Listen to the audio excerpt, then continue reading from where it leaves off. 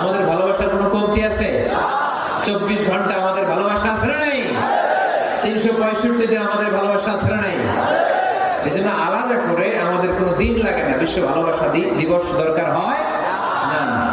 যারা মাকে দেখতে পারে না, বাবারা দেখতে পারে না, এরা একদিনের জন্য মা বাবাকে উইশ করতে যায়, এর নাম দিতে বিশ্ব মা দিবস, বিশ্ব বাবা দিবস।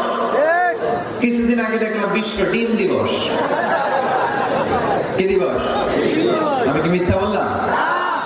ছিল একটা বিশ্ব ডিম দিবস। কিছুদিন পরে বানাবে বিশ্ব বাঁশ দিবস, যে যার বাঁশ দিতে পারে।